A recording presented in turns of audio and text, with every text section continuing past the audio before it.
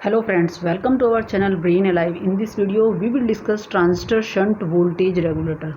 Here, this is the circuit of transistor shunt voltage regulator. The name is because the transistor shunts the load resistance. That's why the name is transistor shunt voltage regulator. This circuit also consists of a Zener diode that is connected between the base and the collector. The base current is coming through this Zener diode and also a series resistor RS. This resistor plays an important role in this circuit because this resistor limits the incoming current in the circuit. Now we'll see the working of this regulator, how it provides a constant voltage when either the load changes or the input voltage changes. This is the unregulated input voltage. Now we will see some equations. We can see here this is the total current that is flowing in this whole circuit, and this current is dividing at this node. This node is same, this and this node is same. This current is dividing here. It is dividing into IB, IC and IL. So we can write this equation: I equals to IB plus IC plus IL. And also the output voltage is equals to VZ plus VEB, because from here to here the voltage is VZ, and from here to here this is VBE voltage between the base and the emitter.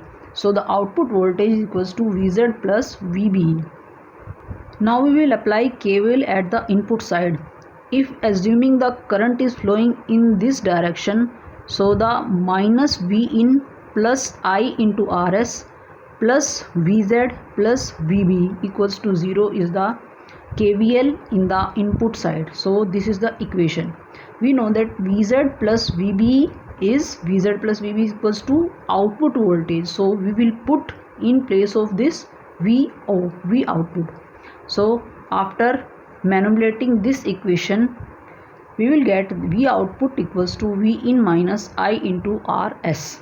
Now using these equations, this one and this equation, we will see how this regulator controls the voltage or keeps the voltage constant.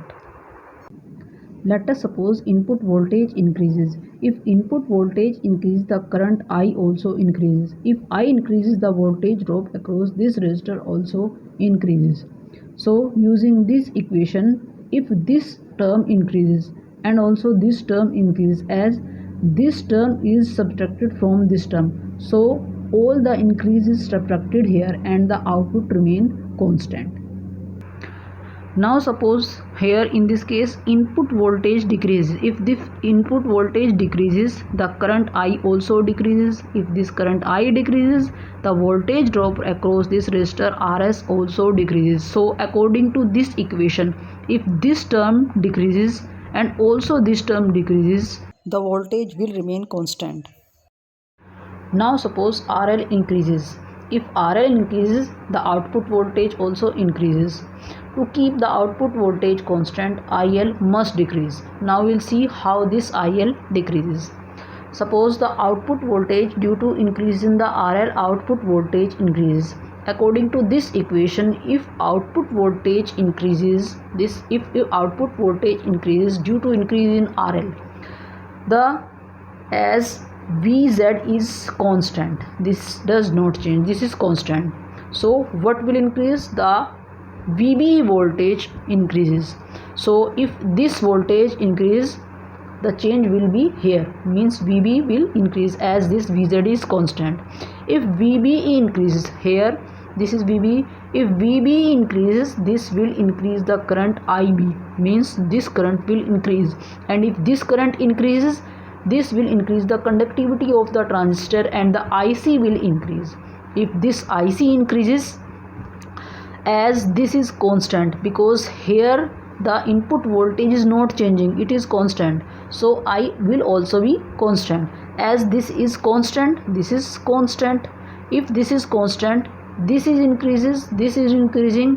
So to make it constant, what will happen? It will decrease. So in this way IL will decrease.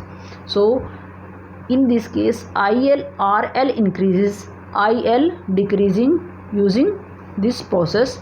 So output voltage will remain constant. The reverse will happen if RL decreases. If RL decreases, IL will increase in the same way.